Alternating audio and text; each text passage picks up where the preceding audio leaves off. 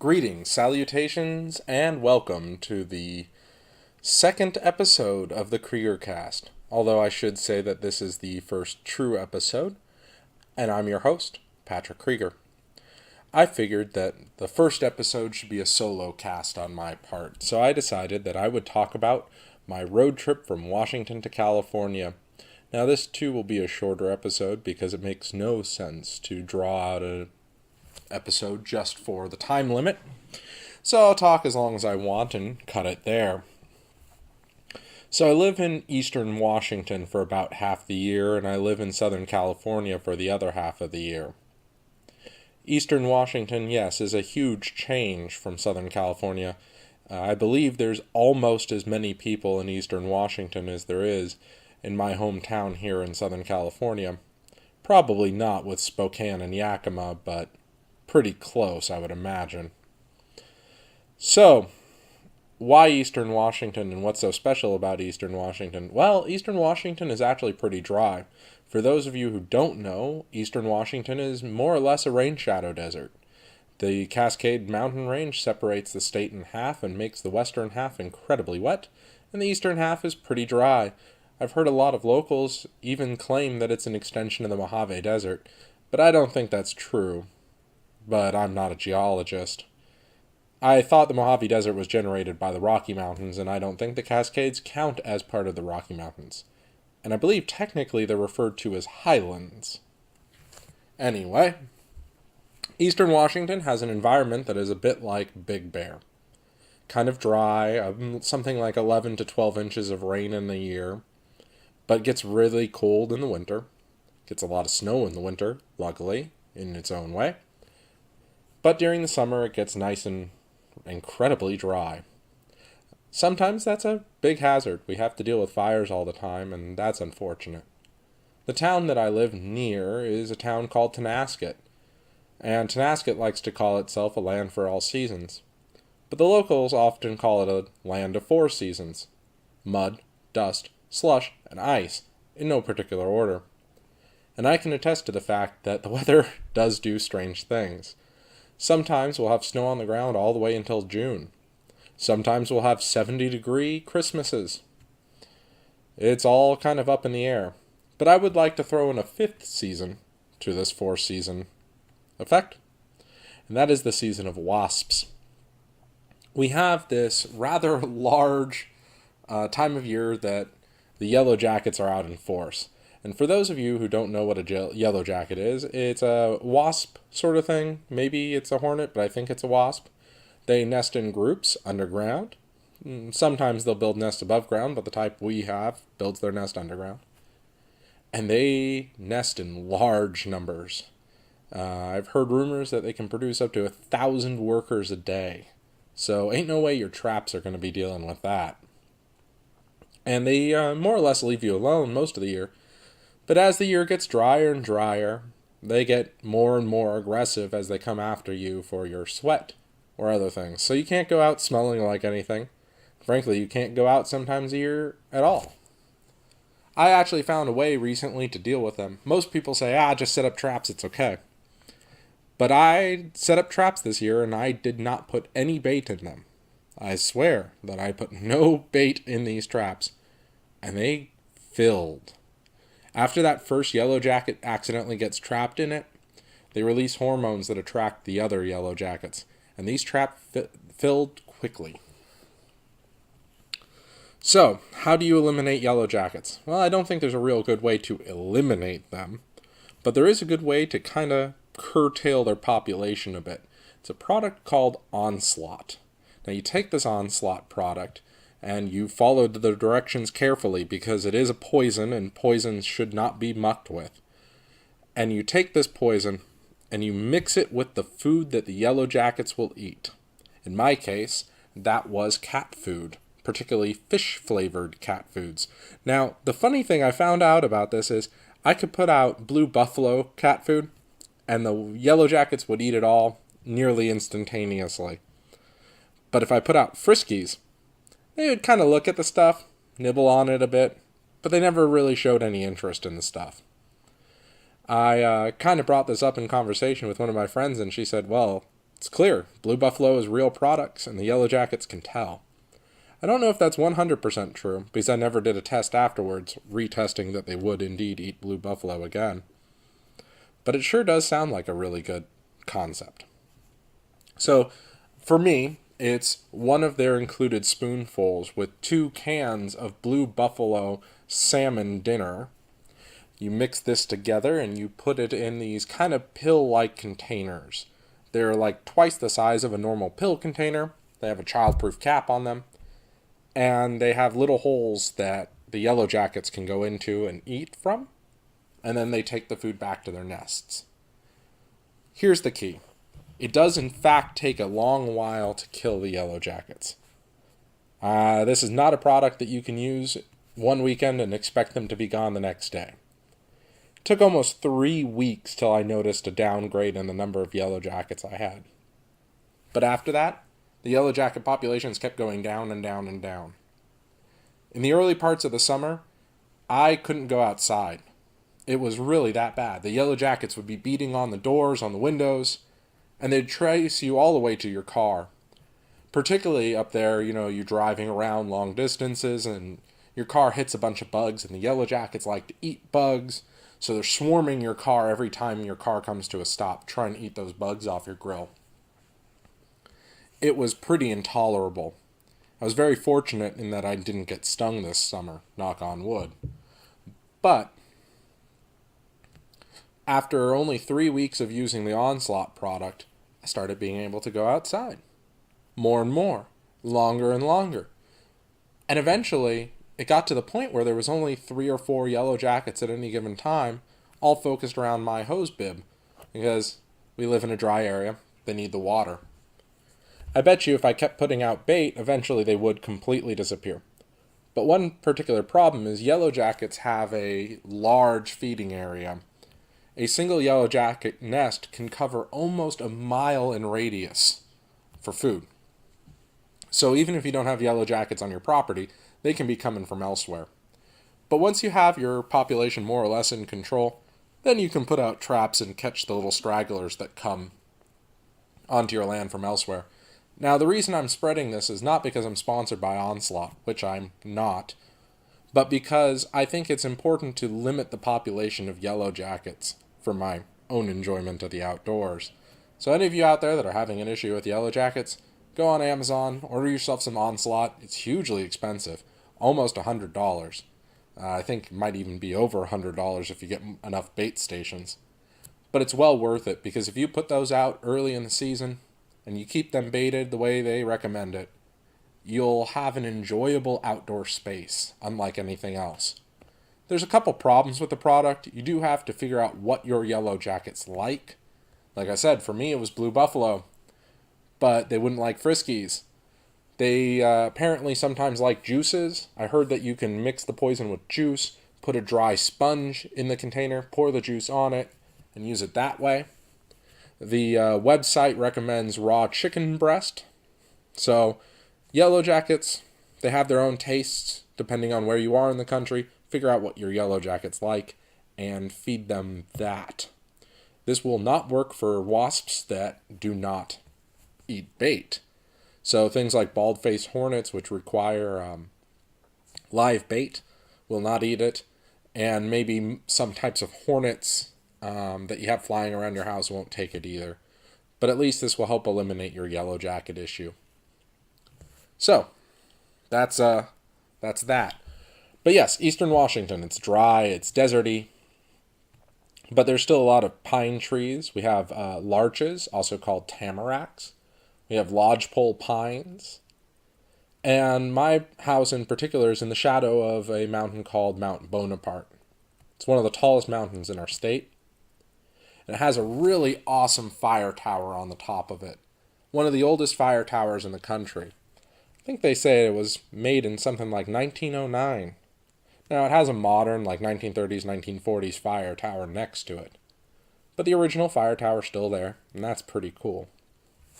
It's also pretty cool that there's manned fire stations, with as many fires as there have been up there. I actually heard from one of the locals up there that there have been 3 fires within 10 miles of my home in the last week. Luckily, our brave men and women out there are fighting those fires and putting them out of commission. And I think they got all three fires under control in less than a day each. Unfortunately, that's not the case for all fires, and we had several large fires this year. So, always keep brush away from the house, limb your trees high, be careful with fire when you're out in the forest. I understand that most of these fires were caused by lightning strikes, but, it's good to give all the platitudes. There's a chance someone out there hasn't heard these things. The clearance around your house is really a big deal. Clear as many trees and as much brush away from your house as possible. So how did I end up living in Eastern Washington? It's actually kind of funny.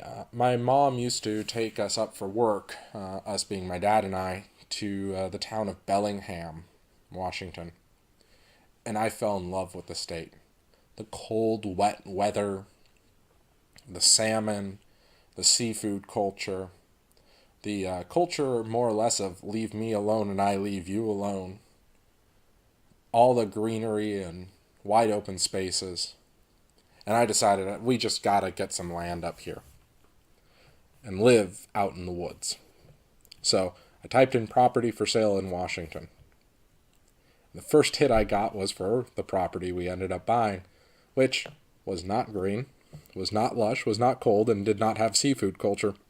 It oddly, though, does have a salmon culture, because the local lakes have trout and salmon in them, as well as the local rivers have salmon in them, which is really interesting. You don't think about salmon being that far inland, but they are. So we bought the land, and we bought it rather cheap, and over the years we've acquired a couple more parcels of land. So now we have our own little plot of paradise out in the middle of nowhere, and it's quite wonderful. The other towns in the area are the towns of Wakanda, which is just like two buildings, the town of Republic, which is a beautiful, well-preserved old little town, and the towns of Omak and Okanagan. Now, I kind of consider Omak and Okanagan the same town. I'm sure the locals would not appreciate that, but they're beautiful little towns, and they kind of merge into one when you actually are physically there. The main streets on each town are true Main Street America. They have little restaurants and bars and antique shops and grocery stores and all the stuff you would need to live. It's far out there in the middle of nowhere, and there aren't very many people. But you can get anything you need. And frankly, there's someone there that can do just about any job you need them to do. We have tech gurus, we have beauty salons, we have just about everything you would want for a town. The architecture in Republic, though, I think is particularly amazing. It's a lot of wood, a lot of brick, really seems turn of the century. And it's so beautiful and lived in, and it's really a remarkable place. There's a fantastic grocery store there that has practically everything you could want.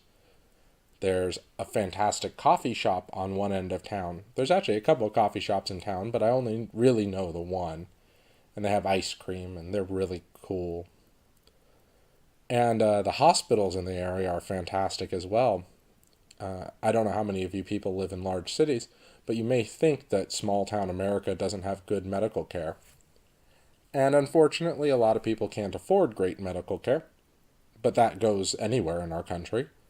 But in terms of the facilities and the professionals in these towns, you'd be hard-pressed to find a better hospital in any major city. I mean, the stuff that they have in Omak and Tonasket and Republic, frankly, is so much better than the stuff that I go to here in Huntington Beach. So, don't count small America out when it comes to that sort of thing.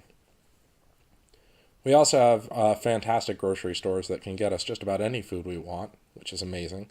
And what's really cool is we have a focus on local. We have a lot of local co-ops that produce local meats and grains and vegetables. We have farmers markets. And the community really pulls together to get everyone their fresh and local produce, which is pretty cool. So yes, I love Eastern Washington. I love the space. I love that no one gets in your way. I just adore it. Yes, the commutes may be long. It takes me almost an hour to get to the grocery store that I go to. But it's open highway and there's no traffic. I get fantastic gas mileage. And sure, I just put on a podcast, one of the reasons why I'm doing this podcast, and just drive for an hour. In fact, kind of funnily, or kind of something funny, I actually drove in the middle of the night, 1 hour each way, to get an item from McDonald's. I was watching an episode of Report of the Week, and I drove for an hour each way to get the item he talked about because of all the struggles that he went through to get that item. They were the glazed honey barbecue spicy tenders that McDonald's is currently doing. And I recommend, by the way, if you haven't tried them, give them a try and try them with ranch dipping sauce. You won't be disappointed. If you can find a McDonald's that'll make them for you, that is. So, yes, I live out in the middle of nowhere, but every now and then I need to go down to Southern California because I do have my personal doctors down here, dentists. I have other obligations down here. Plus, it is nice to, be in the city as a change of pace for a while. So I drove to Southern California over the period of 2 days, and I took the inland route. There's two real ways to go. There's I-15, or the inland route, and there's I-5, the coastal route. Now, the coastal route is kind of a overstatement. You're driving on the coastal states, yes, but you don't actually ever see the coast. You're kind of very much inland. You go through Sacramento and those sorts of things. But the inland route, the I-15 route, is my preferred route. Speed limit's higher, which is cool, but it's mildly counterproductive. With a speed limit of around 80 miles an hour for most of the trip, you end up burning a ton of gas. I actually found that I got over 27 mpg going up I-5, but coming down I-15, my mpg dropped to 23, 24. This was particularly evident when I almost ran out of gas. I was driving from Washington through Oregon, then to through Idaho, and then through Montana, and then through Idaho again. And on this route, I almost ran out of gas. It's the middle of the night, and I had 100 miles of range left, so I started looking for a gas station. I pulled off at the next gas station, closed. Drove a little ways further, pulled off at the next gas station, closed. Drove a little further, pulled off at the next gas station. And even though there was a sign that said there was a gas station, there was nothing there. It was just darkness as far as the eye could see and a few little homesteads. So I had to go back on the freeway, basically betting that I would run out of gasoline on the road. So I drove 20 miles, 15 miles, 10 miles of range left. And I pull off, and sure enough, there's finally a gas station that's open. I refueled and decided it was time to call it a night. The reason I went the inland route this particular time is I wanted to stop and see Plan B Supply in Ogden, Utah. And at the rate I was going, I would have gone through them at like 2 in the morning. So I decided to stop. And I stopped in Twin Falls, Idaho, or Idaho Falls. Stayed for the night in a Motel 6 there. And got a late start in the morning because I knew that it was only a couple hours to Ogden, and I didn't want to get there too early in the day. Now you may say, what's Plan B Supply and why are they important? I'm starting a company in Eastern Washington. I won't say what right now, but I'm sure any of you listening to this know what company that is. And as part of this company, I need a work truck. And realistically, I need a work van. But for a good portion of the year, for almost 6 months, there's a ton of ice and slush on the road. And a work van just isn't going to cut it, particularly out where we are, as steep of a hill as we have to deal with. It would be best to have a vehicle that was capable of making sure I, frankly, don't die unless I do something stupid. It will be my fault, not the vehicle's fault. So I looked into what type of vehicle would be right for my company. I debated about this long and hard. I debated between getting a new Ford pickup truck, because I do love those aluminum bodies, a new Ram pickup truck, because I am a huge Mopar fanboy, or maybe just not even get a truck. Go with a Jeep. So I instantly threw out the Jeep idea as much as I wanted to, because I do need a vehicle where I can move literal tons of equipment if I need to, or material. So that left me with the two trucks. Well, frankly, I think the Dodge and the Ford are basically pushes. I think they're equally as good. You'll find fanboys on either side. I would have leaned towards the Dodge just a little bit more because the particular package I wanted was a little cheaper on the Dodge. Got a little bit more bed capacity, I believe, or towing capacity, can't remember which at this point. And again, Dodge fanboy. I thought they looked better.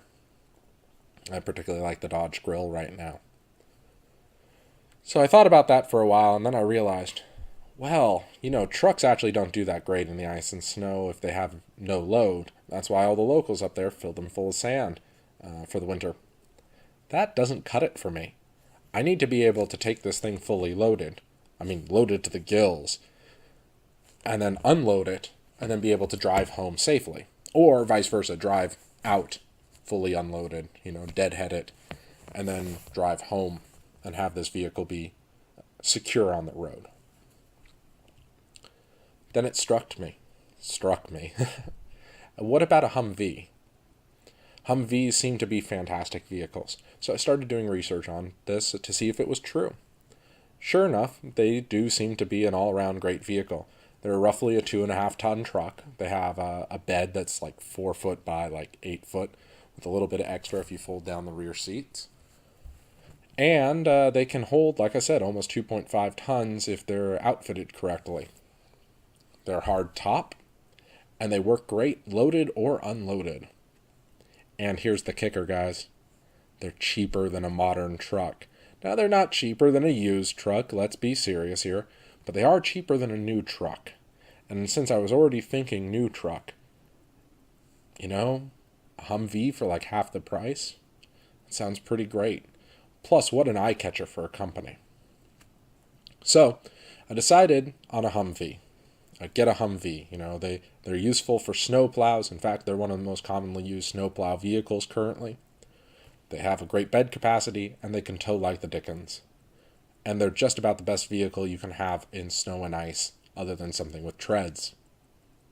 So, that being said, I've never really been in one. I've seen them in parades and stuff like that, and I've seen them at rodeos, but I've never gotten to be inside one.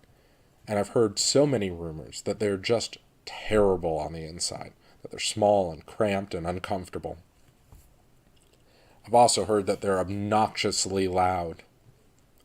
And, frankly, would they actually have the clearance for what I needed to haul? So, I decided to stop at Plan B. Now, Plan B is a company that buys Humvees direct from the military.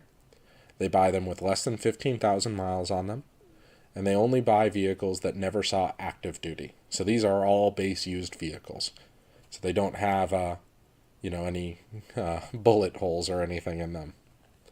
They buy these vehicles and then they give them a multi-point inspection. They replace all the gaskets and make the vehicle as close to new as possible. The equivalent of certified pre-owned. They slap a 6-month warranty on them. And boom, you have a vehicle for like $24,000 or $28,000 for the stock vehicle. They then have a complete fabrication shop that can basically do anything you imagine. I mean, you can make one of these Humvees cost $100,000 if you want them to. The one I'm looking at is between $38,000 and $42,000, which is pretty cool. And they'll make it perfect for your company. They'll put new paint on it. They'll put your logos on it. They'll do the whole 9 yards. They actually have this really fantastic slant back kit, which I wish I could get, but as I'll explain later, makes no sense for me personally. So that's who Plan B is. They also do other military vehicles, but what I'm into them for is their Humvees. So I set off late that morning, and I drove out to Ogden, Utah, and I ended up in this small industrial park that my GPS took me to. I was a little nervous. I saw actually a bunch of homeless people outside the industrial park there, and started wondering, maybe I went the wrong way. But then I saw a sign for the industrial park, and it said Plan B Supply. So I'm like, okay, at least they're here. Maybe it's just a warehouse or whatever, because they say they have like 4 or 5 locations on their website. So let's go and let's see. This is one of 2 that I could possibly go to. So let's see if this is it. Then I see a couple gutted Humvees. So I'm like, hey, I'm on the right path. Then I see a parking lot full of Humvees. All sorts of states of repair and disrepair and all sorts of paint jobs. And I even saw an H1 Alpha. And for those of you that don't know, H1 Alpha is the civilian version of the Humvee. Is an incredibly rare vehicle. I think they sold for something like $120,000 back then, and you'd be lucky to find one for $120,000 now. So bear that in mind. Humvees are much cheaper. They made far more of them. And frankly, they're a little more temperamental and have a few more issues to them, so I understand why they're a little cheaper. So I parked my car, and I went and rang their doorbell, which was oddly just a stick-on doorbell by Ring.com. Within a couple moments, a man answered the door. He was on the phone, and he asked if I could wait a minute, and I told him I have all day. You're the reason I'm here, so I'll wait. While I waited, I poked around a kind of incredibly stripped and gutted Humvee they had sitting in their front yard, and kind of just got to see what the vehicles were like up close and personal, and it was really cool. Their aluminum bodywork shows through, and I just adore aluminum bodywork because I abhor rust. I like things that last a good long time, and provided you don't burn aluminum or bury it, it'll last for a good long time. They were a lot smaller than I thought they were. Having only seen them from a distance, I always imagined them being these huge hulking behemoths, but frankly, it seemed like a slightly larger modern Jeep, and frankly a little bit better designed one too, because more or less the cabin space comes all the way to the edge of the vehicle. After a couple minutes, the man came out with a measuring tape because I told him I needed to take some measurements of things, and we went around and he answered all my questions. We measured one of the fastback versions of the vehicle as well as one of the camper, like square back versions of it. I think they called it a wagon back. And found out the wagon back had more than enough space for what I wanted to do. Almost an additional 6 inches of clearance more than I needed. But the fastback had 8 inches less clearance than I needed. So that wasn't going to work. It turned out I do indeed have to go with the wagon back. But that fastback looks so cool. I know what it was originally for. It was originally for the exhaust of a missile launching system. But they just look cool, man. So, we did that. I also got to sit in one of the vehicles, and I said to the guy, hey, it's actually pretty comfortable. And he said, that's not something people normally say. And I said, well, my first car was a Unimog, and I drove that Unimog for almost 3 years as my daily driver, off and on. And that was a pretty awful experience. I'm a rather large bloke. I stand at about 6'3" tall, 6'3" tall, and the Unimog was built for like a guy that was like 5'6". So I always had to cope with that. So when I got into the Humvee, I'm like, wow, I can actually like fit my legs in here. I have plenty of headspace. I can totally see what people are saying though.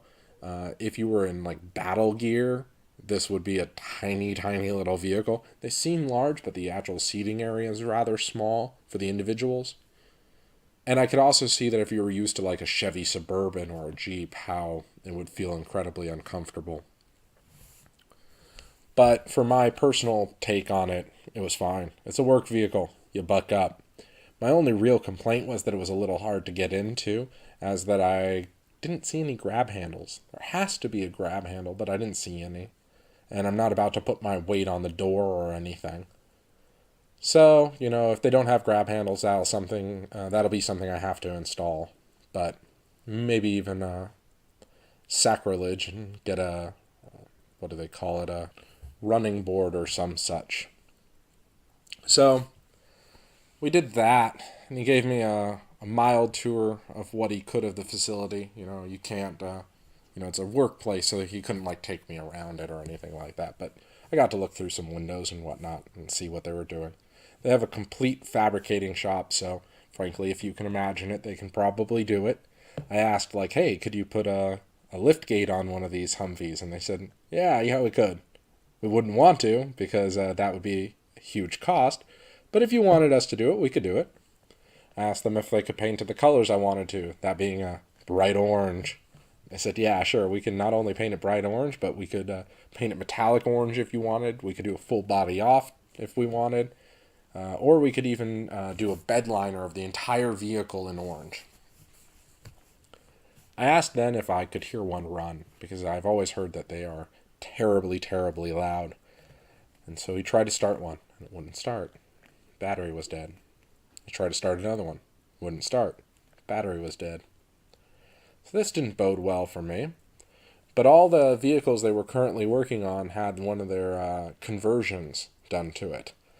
Most people don't like the stock engine because, frankly, the car consumes a ton of gas and is very slow, and you can upgrade the engine and get a lot more out of it. If you upgrade the engine, you actually get about twice the gas mileage and can go almost twice as fast. So if you can afford to do that, then do that. But I'm looking at a cheap work vehicle, and to do that conversion is almost twice the cost of the vehicle. Not twice the cost, but like it doubles the cost of the vehicle. So he didn't have one of the stock engine ones for me to listen to. He started one up that was like completely gutted and straight exhaust. And it was frankly very, very, very loud. But, can't really judge that. Straight exhaust, no cover on the engine, and the entire car was gutted, so it's not like it would be on the inside. Unfortunately, fortunately, they will install an air conditioning unit, but unfortunately, the air conditioning unit is rather large and sits on the inside of the vehicle with you. So that's kind of funny, but hey, it's worth it to deal with the heat. And the vehicle I'm going to get will have a little bit of sound deadening and maybe a sound system in it too for those long trips. He does claim that the heaters work really well, so there is that. So that was my stop at Plan B Supply. They are good people from what I can tell. Every person I interacted with there was nice and helpful. And if you're looking for a Humvee or other survival vehicle, they're probably a good place to go. I can't imagine that there's any other company doing what they're doing as well as they're doing it. They particularly like helping out first responders, firefighters, paramedics, search and rescue, and that sort. So if you're interested, go take them a look. By the way, I'm not sponsored by them. They just are the company that I intend to use. And it's cool to see one of these companies in person rather than just online before you order from them. Which is the reason I took the inland route. The other reason I took the inland route is I kind of have this really weird YouTube channel. I call it Dashboard USA. And the reason I have this YouTube channel is just simply because I've seen a lot of weird stuff on the road. And I wanted to start recording what I see and sharing it with the public. Not just the weird stuff, but the normal stuff as well. The weird stuff is what inspired it, but then that grew into something more. So, I saw a couple weird things that I'll describe later, but that's not enough to build a channel around, because literally in all the hundreds of thousands of miles I've driven, I've probably only seen 3 weird things of true note. But I decided, you know what? No one's really recording what it was like to really drive. Sure, we have those Russian dash cams and whatnot, but they only show what's interesting. They don't show everything. They don't give us a real impression of what it was like to drive down those streets. So I started shooting time-lapse videos of every time I drive. And they are really cool.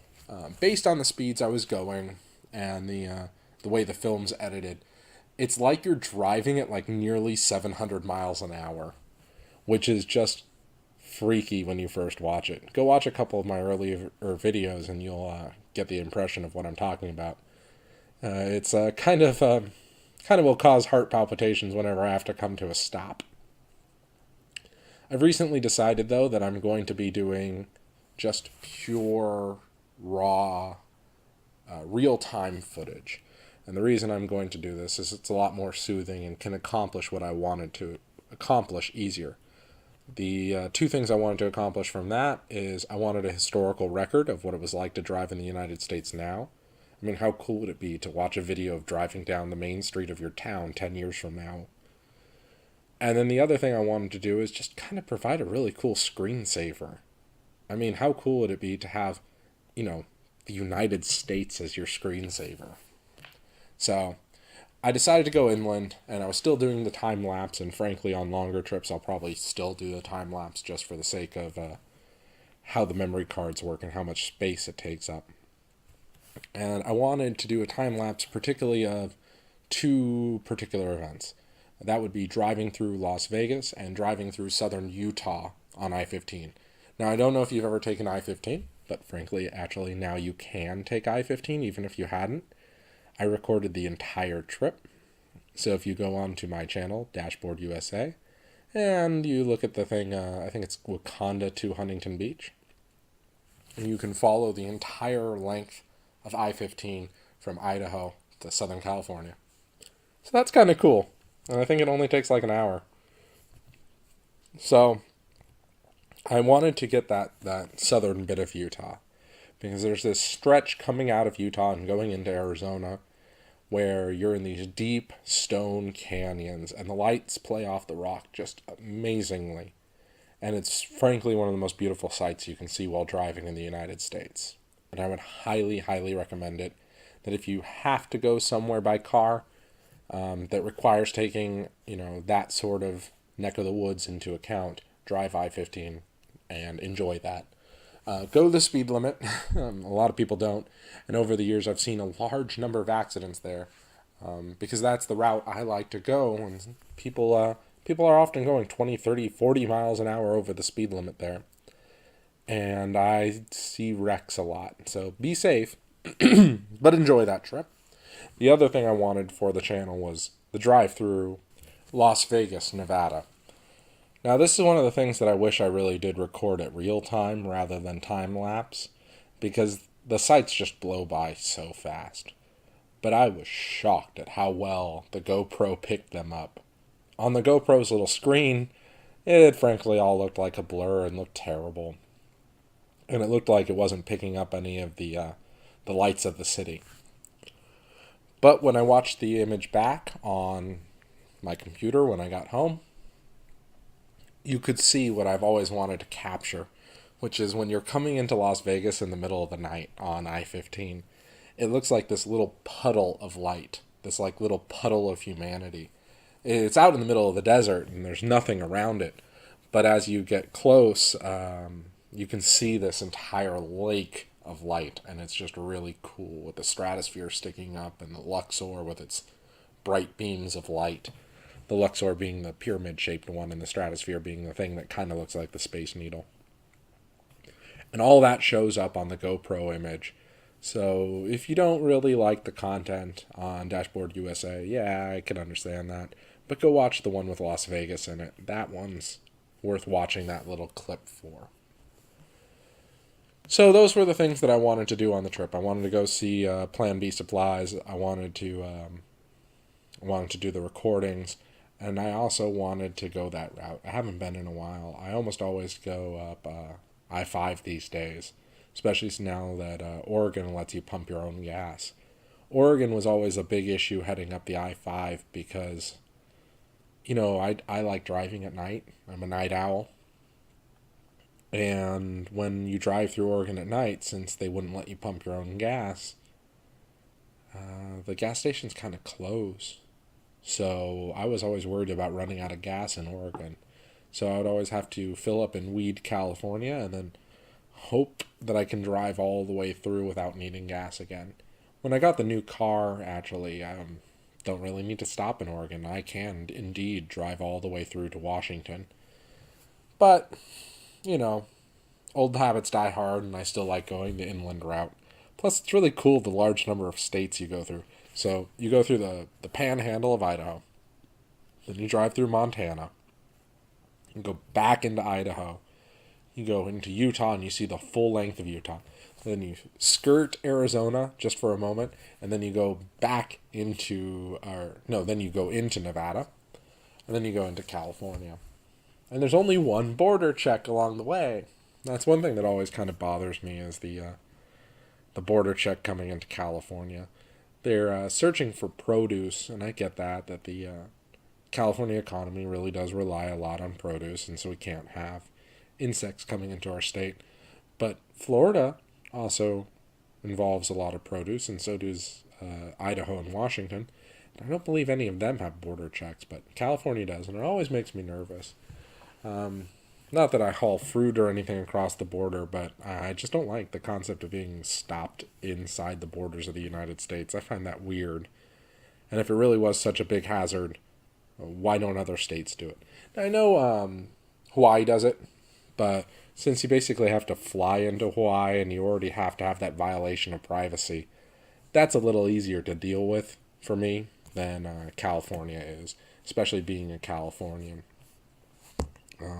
Though not for long. I intend to move to Washington here pretty soon. So that was more or less the trip. It went rather smoothly. I stopped in Prim and had dinner. I got to eat at Panda Express. Oddly, didn't stop at Popeyes, which is one of my traditional road trip stops. I almost always stop at Popeyes. But the trip went smoothly, and as they say, an uneventful trip is a good trip. But I wanted to use this as an excuse for my first podcast, as well as to talk about Plan B supply and the basic route, and to encourage people to, frankly, drive a little more. This country is really cool to see from the road. I've driven to 47 states. The only state I haven't driven to that's in the continental United States is Maine. And that'll be a whole nother story that I talk about with Matt, because Matt and I did 47 states over 3 months, living out of my car. That was pretty cool. I've driven to Key West twice, once with Matt and once to see the final space shuttle launch. So that was pretty awesome, and I'll talk about that another time. But like I said, this episode's going to be shorter than most. I wanted the first episode to be a solo cast. The future episodes are going to contain my friends, and when I have time, I'll do solo casts myself again. I thank you very much for listening this far, listener, and I wish you a wonderful night.